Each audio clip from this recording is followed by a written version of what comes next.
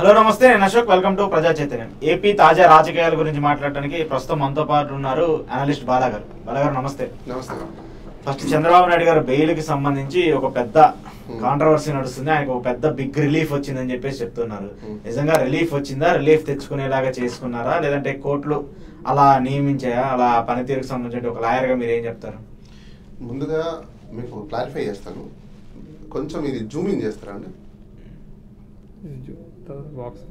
అవునా, ఓకే. మీరు కొంచెం జూమ్ ఇన్ చేయండి. కోర్టు ఫస్ట్ ఏం ఆర్డర్ ఇచ్చిందో మనం ఒకసారి మాట్లాడుకుందాం. తర్వాత రకరకాల మీడియా వాళ్ళు కావచ్చు, జర్నలిస్టులు కావచ్చు, లేకపోతే విశ్లేషకులు కావచ్చు, అనాలిసిస్టులు కావచ్చు, డిఫరెంట్ ఆఫ్ ఒపీనియన్స్, వాళ్ళు డిఫరెంట్ ఆఫ్ ఎక్స్ప్రెషన్స్ చేయడంలో తప్పేం లేదు. ఎందుకంటే రాజ్యాంగం వాళ్ళకి కల్పించిన హక్కు, ఆర్టికల్ 19(1). సో దట్ వాళ్ళు నచ్చినట్టు వాళ్ళు చెప్తుంటారు. కానీ వాస్తవాలకు భిన్నంగా మాట్లాడేదానికంటే వాస్తవాలకు దగ్గరగా మాట్లాడటము, విశ్లేషించడం అనేది మనకు మంచి పరిణామం. ఇప్పుడు మీరు ఒక మాట అన్నారు ఇంట్రడక్షన్లో, మేనేజ్ చేసుకున్నారా లేకపోతే ఇంకోటా కోర్టు ఏం చెప్పాం. కోర్టు ఏం చెప్పిందంటే 15th heard learned senior counsel for the parties, అంటే ఇద్దరికి సంబంధించిన, అంటే ఒకటి రాష్ట్ర ప్రభుత్వం వేసిన అప్లికేషన్ కాబట్టి రెస్పాండెంట్ గారు ఉన్నారు చంద్రబాబు నాయుడు. ఇప్పుడు చంద్రబాబు నాయుడు గారు ఎవరు? అదే రాష్ట్ర ప్రభుత్వానికి అధిపతి, రాజు, king, head of the institute కదా. ఈ చంద్రబాబు నాయుడు గారు గతంలో ఏంటి, he is alleged person or accused in some XYZ అనే కేసులో ఈయనకు బెయిల్ వచ్చిందంటే బెయిల్ క్యాన్సిల్ చేయమని చెప్పేసి ఇదే రాష్ట్ర ప్రభుత్వము సుప్రీంకోర్టుకి వెళ్ళింది. కరెక్ట్. ఇప్పుడు ఈ రాష్ట్ర ప్రభుత్వం ఏమంటుంది అంటే, the learned senior counsel mister Rohatgi for the petitioner state submit that, అంటే ఈయన రాష్ట్ర ప్రభుత్వానికి తరపున వాదించే న్యాయవాది గారు, that the charge sheet was filed in the court but the same has been returned on some technical grounds. Okay.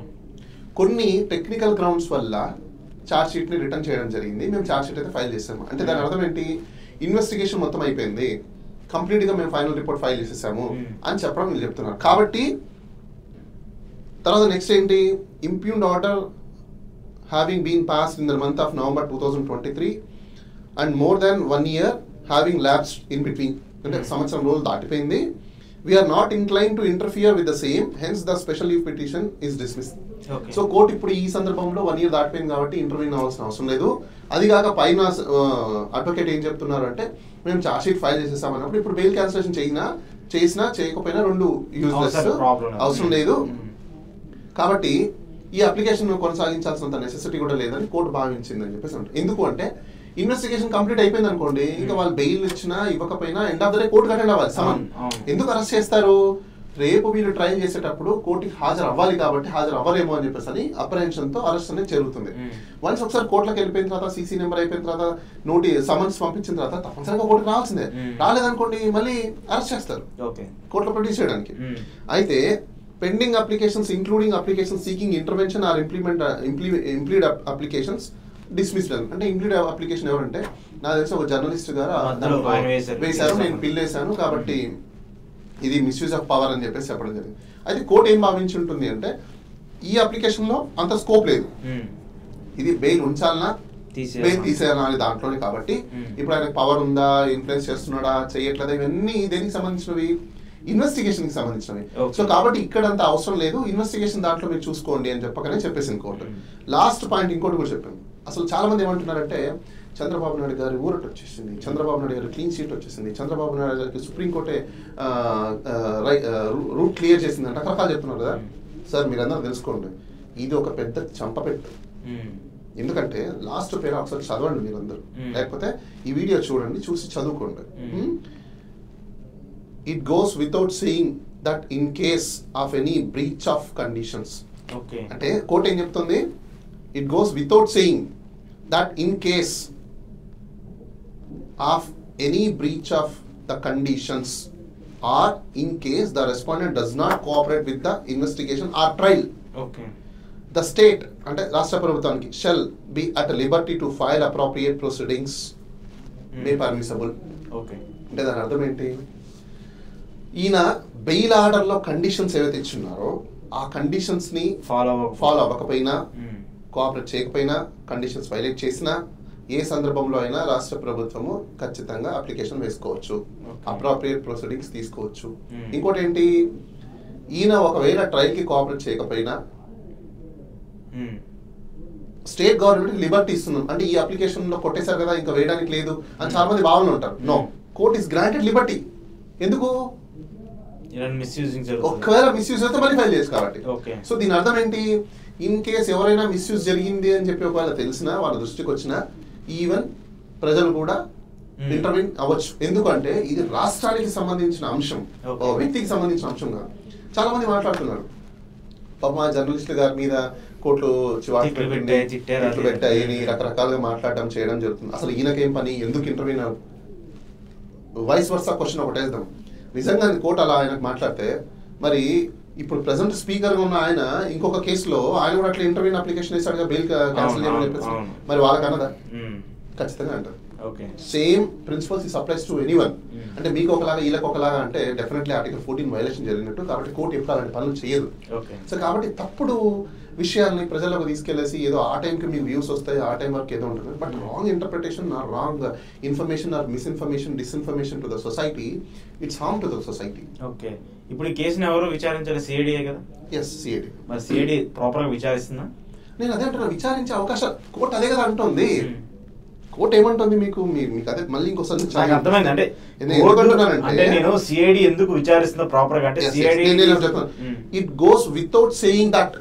అంటే అర్థం ఏంటి, ఏది అంటే వితౌట్ సేయింగ్ దట్, అది చెప్పకుండానే చెప్పినట్టుగా ఒకవేళ జరగకపోతే అంటే దాని అర్థం ఏంటి, కోర్టుకు కూడా ఎక్కడో చోట ఏదో ఒక కోణంలో ఏదో జరుగుతోంది అనేది క్లియర్ కట్ గా కోర్టుకు అర్థమైంది. కానీ ఈ అప్లికేషన్ అంత స్కోప్ లేదు. ఇప్పుడు ఎవరైతే జర్నలిస్ట్ వేసినటువంటి ఈవెన్ బెయిల్ క్యాన్సిల్ చేయమని వేసిన అప్లికేషన్ కి కూడా ఎందుకు వేశారు, బెయిల్ ఉంచాలా క్యాన్సిల్ చేయాలా, ఈ రెండే. సో ఏదో క్యాన్సిల్ చేస్తున్నామా డిస్మిస్ చేస్తున్నామా అనేది ఉంటుంది తప్ప మిగతా కేసు గురించి అంతా మాట్లాడరు. ఈ అప్లికేషన్ అంత స్కోప్ లేదు. సో కాబట్టి ఇన్ కేసు అలాంటిది ఏమైనా జరిగితే మాత్రం కోర్టుకు అప్రోచ్ అవ్వండి అని చెప్పేసి సుప్రీంకోర్టు చెప్పింది. అయితే ఇప్పుడు నిజంగా సిఐడి వాళ్ళు ఫేవర్ చేయకుండా ఉంటారా? నో వే, ఖచ్చితంగా ఫేవర్ చేస్తారు. ఎందుకు? అపాయింట్ చేసేది ఎవరు? గవర్నమెంట్. రాష్ట్ర ప్రభుత్వంలో ఉన్న ఆల్రెడీ ఆ కేసుని 90% అయిపోగొట్టిన ఐఓని ఎందుకు తీసేశారు? ఇండైరెక్ట్లీ ఇన్ఫ్లుయెన్స్ చేసినట్టే, ట్యాంపర్ చేసినట్టే, ఇన్ఫ్లుయెన్స్ చేసినట్టే, ఇంటర్వెన్షన్ అయినట్టే ఇండైరెక్ట్లీ. ఎందుకు? లేదంటే ఆ కేసుని మీరు సిబిఐకి హ్యాండ్ ఓవర్ చేసి ఉండాలి. అది చేయలా. సిఐడి డిపార్ట్మెంట్ మీదే, సిట్ మీదే, లేకపోతే అందులో ఉన్న ఆఫీసర్లు మీ వాళ్ళే. పోనీ ఆ ఆఫీసర్లో ఎవరైతే ఉన్నారో కేసుని కంప్లీట్ చేసి ఛార్జ్ షీట్ ఫైల్ చేయించారా? అది చేయలా. పోనీ వాళ్ళని మీరు ఇప్పుడేమో ఉంచారంట, లేదు దానికి కూడా మీరు ఒక స్టోరీ, ఒక స్క్రిప్టెడ్ స్టోరీ డిజైన్ చేసి ఒక డైరెక్షన్ చేసి ఒక చేత కంప్లైంట్ ఇప్పించి వాళ్ళ మీద ఎఫ్ఐఆర్లు కట్టించి వాళ్ళని సస్పెండ్ చేసి పక్కన పెట్టారు. అంటే ఇదంతా మోడ్ ఆఫ్ అప్రెంటిస్, ఒక వ్యక్తి చేత చేసిన మోడ్ ఆఫ్ అప్రెంటిస్ ఇదంతా.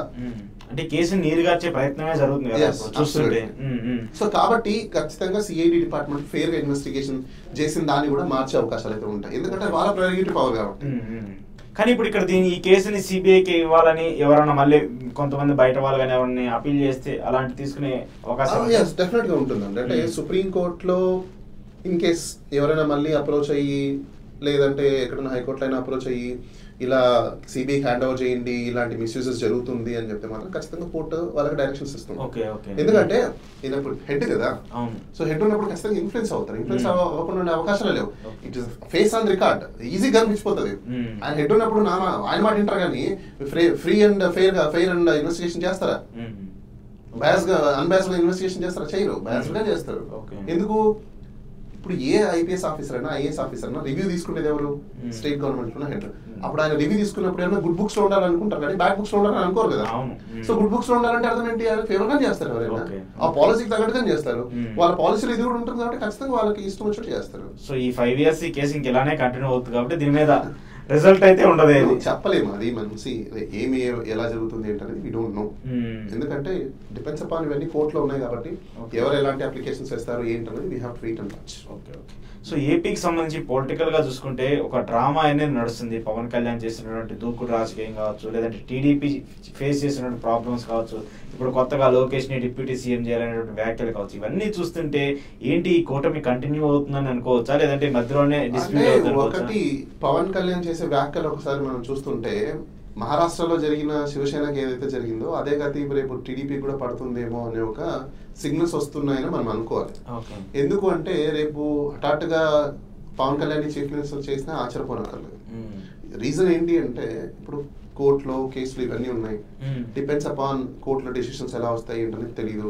ఒకవేళ బీజేపీ వాళ్ళకున్న ఇంటర్వెన్షన్ తో వాళ్ళు చీఫ్ మినిస్టర్ గా పవన్ కళ్యాణ్ ని ప్రకటించి టీడీపీ పార్టీని చీలికలు చేసి మెర్జింగ్స్ ఇలాంటివి ఏదైనా జరిగింది అనుకోండి, అలాంటి పాసిబిలిటీస్ ఉంటాయి అనుకోవచ్చా? ఖచ్చితంగా ఉంటాయి. ఇప్పుడు మంచి బీజేపీ పార్టీ ఇప్పుడు దాకా చేసింది అన్ని రాష్ట్రాల్లో అదే కదా. అవును, మహారాష్ట్రకి సంబంధించి మహారాష్ట్రలో చేసాం, జార్ఖండ్ లో జరిగినాయి, చాలా చోట్ల అదే జరిగింది. సో ఇప్పుడు 2/3 మెంబర్స్ ఇటువైపు వచ్చేసారు అనుకోండి టీడీపీలోంచి, ఏముంది పార్టీనే మెజ్ అయిపోతుంది. అవును, ఇప్పుడు 95 సంథింగ్ మ్యాజిక్ ఫిగర్ కావాలి, 30 నుంచి 40 మంది లాగేసుకుంటే పార్టీ మెజ్ ఏముండదు అక్కడ. సో కాబట్టి ఇక్కడ మీకు ఏమవుతుందంటే అలాంటి సంఘటనలు ఒకవేళ జరిగినాయి అని అనుకోండి, సపోజ్ అలాంటి అవకాశాలు కూడా ఉండొచ్చు. బీజేపీ ఏదైనా ఆల్రెడీ చేసింది కదా, ఉండకపోవడం అనేది పక్కన పెట్టుకున్నాం, ఆల్రెడీ చేసింది. వీళ్ళ యొక్క యాక్ట్స్ చూసుకుంటే సేమ్ అలానే కనిపిస్తున్నాయి. సో మేబీ రేపు చీఫ్ మినిస్టర్ అవ్వడానికి పవన్ కళ్యాణ్ గారికి ఉన్న రూట్స్ క్లియర్ అయ్యి, నాకు తెలిసి ఇప్పుడు చిరంజీవి గారిని కూడా ఆంధ్రప్రదేశ్ బీజేపీకి రాష్ట్ర అధ్యక్షులుగా చేయొచ్చేమో. చేసిన తర్వాత ఆయన సెంట్రల్ మినిస్టర్ చేసి తమ్ముడిని స్టేట్ మినిస్టర్ ని చీఫ్ మినిస్టర్ ని చేసే అవకాశాలు కూడా ఉండొచ్చేమో. అలాంటి పాసిబిలిటీస్ కూడా రైట్. ఎందుకంటే ఇప్పుడు చంద్రబాబు నాయుడు గారు చీఫ్ మినిస్టర్ ఉన్నారు కాబట్టి ఆయనకి బీజేపీ పార్టీలో వైరం ఎప్పటి నుంచో ఉంది, ఎవరు మర్చిపోరు. నువ్వు ఒక చెప్ప కొట్టిన తర్వాత ఎవరు ఎందుకు మర్చిపోతారు చెప్పండి? ఖచ్చితంగా గుర్తుంది. కామన్ మనం హ్యూమన్స్ కదా, మన అందరము డెఫినెట్ గా వాళ్ళకు ఉంటది. సో అత్యవసర పరిస్థితుల్లో వీళ్ళు కూటమి ఏర్పాటు అయింది తప్ప అదర్వైజ్ కూటమి ఏర్పాటు అయ్యే అవకాశాలే లేవు. రాజకీయంగా జరిగింది. సో కాబట్టి ఇంటర్నల్ గా వాళ్ళకున్న టీచర్స్ అయితే ఖచ్చితంగా ఉంటాయి. సో కాబట్టి చిరంజీవిని సెంట్రల్ మినిస్టర్ చేసి ఆంధ్రప్రదేశ్ రాష్ట్ర అధ్యక్షులు చేయొచ్చు, చేసే అవకాశాలు ఉన్నాయి. అలానే పవన్ కళ్యాణ్ ని చీఫ్ మినిస్టర్ చేసే అవకాశాలు ఉన్నాయి. చేసే అవకాశాలు ఎందుకున్నాయంటే ఇప్పుడు ఆయన ఆల్రెడీ డిప్యూటీ చీఫ్ మినిస్టర్ ఉన్నారు కాబట్టి ఇంకో ప్రమోషన్ అనుకోవచ్చు, మేబీ ఏదైనా జరిగే అవకాశాలు ఉన్నాయి. కానీ ఎందుకు లోకేష్ ని ఇప్పుడు మళ్ళీ హైలైట్ చేయడానికి టీడీపీ ప్రయత్నిస్తుంది? డిప్యూటీ సీఎం అంటే చంద్రబాబు నాయుడు గారు అండ్ ఆయన కో టీం ఏదైతే ఉందో, గతంలో సోనియా గాంధీ కావచ్చు, ఇక్కడ మన కేసీఆర్ గారు కావచ్చు, వీళ్ళు చేసిన తప్పులు మళ్ళీ ఆయన చేస్తే వాళ్ళ కొడుక్కి భవిష్యత్తు లేకుండా పోతుంది. లేకపోతే కనీసం చీఫ్ మినిస్టర్ చేస్తారు, డిప్యూటీ చీఫ్ మినిస్టర్ చేస్తే ఎక్స్ అనే పేరు పెట్టుకోవడానికి ఉంటది అని భావించవచ్చు. ఎందుకంటే ప్రతి ఒక్కరు కూడా వాళ్ళ కొడుకుల్ని ఏదో ఒక స్థాయికి తీసుకెళ్ళాలని అనుకుంటారు కాబట్టి అది దీపం ఉన్నప్పుడు ఏం చక్కదిద్దుకోవాలని ఏదైతే సామెత ఉందో దాన్ని ఆయన పాటించాలని అనుకుంటారు. గతంలో కూడా తప్పు చేస్తారు కదా ఆయన. ఆ టైంలో కూడా కొడుకు టైం ఉన్నప్పుడు చీఫ్ మినిస్టర్ చేస్తుంటే ఇద్దరు చీఫ్ మినిస్టర్ అయ్యేవాళ్ళు. బట్ సంభవ్ అది అట్లీస్ట్ డిప్యూటీ చీఫ్ మినిస్టర్ గా పనిచేస్తే ఆ క్యాడర్ ను ఉపయోగించుకొని నెక్స్ట్ టైం ఆయన ఎమర్జ్ చేయడానికి ఒక ప్రొజెక్షన్ అయితే ఉంటది. సో కాబట్టి ఇప్పుడు ఆయన అలాంటి పాసిబిలిటీస్ కూడా చూస్తున్నారని అనుకోవచ్చు. కానీ అంత క్యాపబిలిటీ ఉంటది అనుకుంటారా లోకేష్? ఒకటండి, ఎవరిలో ఎంత సత్తా ఉందో ఎంత కెపాసిటీ ఉందో మనం ఎవరైనా చెప్పలేం అంటిల్ వాళ్ళు గ్రౌండ్ లోకి వస్తే తప్ప. సో ఇప్పుడు దాకా ఆయన కెపాసిటీ ఉందా లేదా అని అనుకుంటే ఎలక్షన్స్ గెలిచారు కాబట్టి ఆల్రెడీ ఆయన యోగలమని పాదయాత్ర చేశారు కాబట్టి గెలిచారు కాబట్టి గవర్నమెంట్ వచ్చిందని చెప్పిన ఆ సెగ్మెంట్ లోనే ఉంటది కాబట్టి డెఫినెట్లీ క్యాపబిలిటీ ఉందని మనం అనుకోవాలి. కానీ సీనియర్లు అంత సపోర్ట్ చేసే పరిస్థితి ఉంటుంది టీడీపీలో ఇప్పటికే చాలా మంది సీనియర్లు. నేను అదే అంటున్నాను, ఇప్పుడు సీనియర్స్ జూనియర్స్ అనే అంశాలకు వచ్చినప్పుడు మరి ఏ విధంగా వాళ్ళు ట్యాకిల్ చేస్తారు, చంద్రబాబు నాయుడు గారు ఏ విధంగా వాళ్ళని కన్విన్స్ చేస్తారు అనేది ఇంపార్టెంట్. ఎందుకంటే ఈయన డిప్యూటీ చీఫ్ మినిస్టర్ అయిన తర్వాత మేబీ వాళ్ళకి ఏం ఆఫర్స్ ఇస్తారో తెలియదు. ఇవన్నీ గివ్ అండ్ టేక్ పాలసీస్ అంతే. పాలిటిక్స్ లో అలానే ఉంటుంది. So give and take policies లో ఎవరు ఎలా కన్విన్స్ అవుతారు అనేది డిపెండ్స్ అపాన్. ఓకే. ఇంకొకటి జగన్మోహన్ రెడ్డి గారికి సంబంధించి ఈ లండన్ టూర్, ఈ సెక్యూరిటీ మీద కూడా చాలా వివాదాలు వస్తూ ఉన్నాయి. కొంతమంది కుట్ర చేసేందుకు కూడా ప్రయత్నిస్తారు, లేదంటే జగన్మోహన్ రెడ్డిని మళ్ళీ అక్కడికి వెళ్ళి ఏదో రాజకీయం చేస్తారని చెప్పేసి ఎవరికి వాళ్ళు తగ్గట్టు విమర్శలు చేస్తున్నారు. ఏంటి ఇది? బేసికల్గా ఏంటంటే ప్రస్తుతం మన ప్రభుత్వానికి ఒక అప్రహెన్షన్ ఉంది. సో అప్రహెన్షన్ లో అక్కడ పోయి ఏం చేస్తున్నారు ఏంటని నిఘా పెట్టాలి కాబట్టి వాళ్ళకి సంబంధించిన వాళ్ళని సెక్యూరిటీ చేస్తే ప్రతి అంశము A to Z మొత్తం అంతా ఇక్కడికి కన్వే అవుతుంది అని చెప్పేసి అని వాళ్ళు భావిస్తున్నారు. కానీ దాంట్లో సెక్యూరిటీ బ్రీచెస్ ఉంటాయి అని చెప్పేసి అని జగన్మోహన్ రెడ్డి సైడ్ నుంచి వాళ్ళు కూడా కోర్టుకి వెళ్ళడం, సో ఆఫీసర్ ని అపాయింట్ చేయండి ఎందుకంటే గతంలో ఆయన నా సెక్యూరిటీ చూసుకున్నాడు, he knows very well, so that ఇంకా మళ్ళీ స్పెషల్ గా ట్రైన్ ఇవ్వాల్సిన అక్కర్లేదు, స్పెషల్ గా ఇక్కడ మిస్టేక్స్ జరిగే అవకాశాలు ఉండవు, నేను గతంలో వెళ్ళి సేఫ్ గా వచ్చాను కాబట్టి ద సేమ్ ఆఫీసర్ ఉంటే నాకు కొంచెం బెనిఫిట్ కంఫర్టబుల్ గా ఉంటది అని చెప్పేసి ఆయన చెప్పడం జరిగింది. సో అది అక్కడ ఒక చిన్న టీచ్ అంతే. సో దాంట్లో అంతేగాని కాకపోతే రాజకీయంగా చెప్పలేము. రాజకీయంగా అంటే ఒకరి ఉద్దేశాలు ఇంకొకరి భయాలు రెండింటినీ కూడా అక్కడ కన్సిడరేషన్ తీసుకోవాల్సి ఉంటుంది. ఎందుకంటే జగన్మోహన్ రెడ్డి గారి భయం కూడా ఏంటంటే వీళ్ళు ఏం చేస్తారో అనే భయము, వీళ్ళ భయం ఏంటంటే అక్కడికి వెళ్ళి ఆయన ఏం చేస్తాడో ఏం టైప్స్ పెట్టుకుంటున్నాడో వీళ్ళ భయం. సో ఇద్దరి భయాలు అపోహలు చాలా ఉన్నాయి కాబట్టి అవన్నీ మనం ఒకటేసారి కన్క్లూజన్ రావు. ఎందుకంటే టూర్ అయిపోయిన తర్వాత మళ్ళీ బ్యాక్ వస్తారు, అసలు ఇవన్నీ సబ్సిక్వెంట్ జరుగుతూ ఉంటాయి అంశాలు అన్నమాట. కానీ రాజకీయంగా ఆయన వేస్తున్నటువంటి అడుగులు ఇవన్నీ చూస్తుంటే ఈ 8 నెలల్లోనే అంత పెద్దగా డ్రాస్టిక్ తీసుకొచ్చేసి పార్టీకి సంబంధించి కావచ్చు, గవర్నమెంట్ మీద ఆ రేంజ్ లో ఆయన ఫోర్స్ఫుల్ గా ఫైట్ చేయడం కావచ్చు, ఇవన్నీ ఏంటి అది అడ్వాంటేజ్ అనుకోవాలా పార్టీకి? అంటే ఒకటి ఆ పార్టీకి అడ్వాంటేజ్, ప్రస్తుతం ఉన్న గవర్నమెంట్ కి డిస్అడ్వాంటేజ్. ఎందుకంటే ఏ పార్టీ వచ్చినా ఒకటి మీరు ఏదైతే ప్రామిస్ చేశారో, మీరు ఏదైతే మేనిఫెస్టో చెప్పారో అది పబ్లిక్ యాజ్ ఇట్ ఈస్ మీరు డెలివరీ చేస్తే ఎవరు పట్టించుకోరు. మీరు చేయనప్పుడే, మీరు బ్రీచ్ చేసినప్పుడే పబ్లిక్ దగ్గర మీ యొక్క కాన్ఫిడెన్స్ లెవెల్స్ అనేది పోతుంది. మీరు ఎన్ని సర్ది చెప్పాలనుకున్నా కూడా పబ్లిక్ ఎవరు నమ్మరు. ఎందుకంటే మీ ఇంట్లో పని చేసేవాడు పని చేయకుండా వాడు ఏదో సోది చెప్తే మీరు వింటారా? తీసి పడేస్తారు. సో అలాంటి మిమ్మల్ని తీసేయాలని ఎంతసేపు ప్రజలకు అలాంటి పాలసీ కానీ ఉన్నట్టు ఎప్పుడు తీసేసేవాళ్ళు, కానీ లేదు కాబట్టి భరిస్తున్నారు. ఎందుకంటే మీ ఇంట్లో పని చేసేవాడే మీ కార్ డ్రైవరో, మీకు హెల్పరో, లేకపోతే ఉంచుతారా మీరు? అంటే ఈ కామన్ సెన్స్ మీకు ఎందుకు ప్రజల మీద ఉండట్లేదు అనేది ప్రజలు కూడా ఆలోచించుకోవాలి. అంటే ఎలక్షన్స్ వచ్చే వరకు మనం వచ్చేస్తే ప్రాబ్లం లేదు, ఆ తర్వాత ఎలా చేసినా సరిపోతుంది అనే థాట్ లోనే అందరూ ఉంటున్నారు. ఇది ఖచ్చితంగా ఎఫెక్ట్ అవుతుంది కదా కూటమికి 100%. ఎందుకంటే అప్పుడు జగన్మోహన్ రెడ్డి ఇచ్చినటువంటి హామీని ఇప్పుడు హామీని కంపేర్ చేసుకుంటూ సార్, ఇట్స్ వెరీ సింపుల్ అండి. ఈ టైం వరకు గత గవర్నమెంట్ ఉంటే మనకి ఎంత డబ్బులు వచ్చాయి, ఇప్పుడు ఎంత డబ్బులు వచ్చాయి ప్రతి ఒక్కరు బ్యాలెన్స్ చేసుకుంటారు, చేసుకోకుండా ఉండరు. ప్రజలంతా అమాయకులు కాదు. మీరే పెద్ద తెలివిమంతులు మేధావులు అని అనుకుంటే వాళ్ళు మిమ్మల్ని మించిన వాళ్ళు. మీరు ఆ 10% ఓట్ మార్జిన్ లోనే గెలిచారు, అటు జగన్మోహన్ రెడ్డి గారైనా ఇటు చంద్రబాబు నాయుడు గారైనా. సో ఈ 10% మార్జిన్ ఎప్పుడు ఏ విధంగా అయినా షిఫ్ట్ అయ్యే అవకాశాలు ఉన్నాయి. సో కాబట్టి ఈ 10% మార్జిన్ ఈసారి మీరు కాపాడుకోవాలనడం అనేది చాలా ఇంపార్టెంట్. నాకు తెలిసినంత వరకు పవన్ కళ్యాణ్ ఫెయిల్, ప్రస్తుతం కూటమిలో ఉన్న చంద్రబాబు నాయుడు గారు ఫెయిల్, నారా లోకేష్ గారు పెద్దగా అంతగా రాలేదు కాబట్టి ఇప్పుడు ఆయన మనం ఏం చెప్పలేము, ఎందుకంటే ఆయన న్యూట్రల్ లో ఉన్నారు కాబట్టి. సో వీళ్ళిద్దరు ఫెయిల్. ఎందుకంటే ప్రజలకి మీరు కాన్ఫిడెన్స్ ఇవ్వలేకపోయారు కదా. రకరకాల అంశాలు, మీరు రిలీజియస్ లోకి వచ్చేసారు, టెంపుల్స్ దగ్గర వచ్చేసారు, లడ్ల విషయం అంటున్నారు, ఇప్పుడు తిరుపతిలో స్టాంప్ ప్యాడ్ జరిగిపోయాయి, మీరు చెప్పిన హామీలు డెలివరీ చేయట్లేదు, ఎలక్ట్రిసిటీ ఛార్జెస్ పెరిగిపోయాయి, కామన్ మ్యాన్ కి కాస్ట్ ఆఫ్ లివింగ్ పెరిగిపోయింది, పోనీ ఇన్కమ్ ఏమైనా పెరిగిందంటే ఇన్కమ్ పెరగలేదు. ఇవన్నీ కూడా కంపల్సరీ బ్యాలెన్స్ చేస్తారు కదా. పోనీ అభివృద్ధి అంటే ఏం అభివృద్ధి ఇప్పుడు దాకా చేసినట్టు మీరు? జీరో. అమరావతిని ఒకటే బూచిలా చూపిస్తున్నారు. అమరావతి డెవలప్ అవుతుందా నిజంగా? నో. 70-80 సంవత్సరాలు పడుతుంది అమరావతి డెవలప్ అవ్వాలంటే. ఎందుకు మరి అలాంటిదప్పుడు ప్రజలు ఎందుకు మోసం చేసి మభ్యపెట్టి ఏదో ఇల్యూషన్స్ చూపించేసి మీరు చేసినప్పుడు ప్రజలు ఎవరైనా ఆశాజీవులు కదా. అమరావతి డెవలప్ అయితే మాకే, అసలు అమరావతి డెవలప్ అయితే మీకు ఏదో జరుగుతుందనేది మూర్ఖత్వం ప్రజలు ఫస్ట్. ఎందుకంటే గజం 25,000 రూపాయలు అక్కడ, కావాలని ఎవరైనా కొనగలుగుతాడా? 100 గజాలు కావాలంటే ఎంత కావాలి? 25 lakhs. ఎవరైనా చెప్పండి కామన్ మ్యాన్. ఒక రాష్ట్రం హెడ్ క్వార్టర్స్ డెవలప్ అవ్వాలంటే మినిమం 1 కోటి మంది జనాలు కావాలి. 1 కోటి మంది జనాలు 1 కోటి మంది అంత ధనికులే ఉంటారా? 70% below poverty line middle class వాళ్ళు ఉంటారు. అంత మిడిల్ క్లాస్ దగ్గర ఎఫర్ట్స్ ఉన్నాయా? కానీ లోన్లు పెట్టుకొని వీళ్ళు జీవితాలు అక్కడే అయిపోతాయి వాళ్ళకి. ఒక ఇల్లు కట్టుకొని కొనుక్కొని చేసుకునే దానికి జీవితం అయిపోయింది. నువ్వు 30 years నీ లైఫ్ స్టార్ట్ చేస్తే 60 years నీ లైఫ్ ఎండ్. ఈ 30 years నీకు 20 years ఈఎంఐలు, 15 years ఈఎంఐలు, 21 years, 22 years ఈఎంఐలు. నీ ఈఎంఐలకి లైఫ్ మొత్తం పోతే ఇంకా నువ్వేముంది అక్కడ నీకు? సో ఖచ్చితంగా వెల్ఫేర్ సొసైటీ అనేది ఇంపార్టెంట్. ఈ భారతదేశంలో ఇంకో 100 సంవత్సరాలు వెరిఫై చేస్తే తప్ప ఈ భారతదేశం ఎదుగుదల రాదు. ఎందుకంటే చాలా మంది ఏమనుకుంటున్నారంటే ప్రభుత్వాలు అయితే మెహర్బానికి మనకి ఇస్తున్నాయి అనుకుంటున్నారు. ప్రజలంతా తెలుసుకోవాల్సిన ప్రభుత్వాలు మనకు మెహర్బానికి పట్ల వాళ్ళది మన రైట్. చాలా మంది చదువుకున్న వాళ్ళు, I'm not hesitate to say, నేను ఆ పదాన్ని వాడకూడదు కాబట్టి నేను వాడట్లేదు. చదువుకున్న వాళ్ళు మీరు మేధావులని అనుకుంటున్నారు, కానీ నాకు తెలిసినంత వరకు మీ అంత ఇల్లిటరేట్స్ అవ్వలేదు.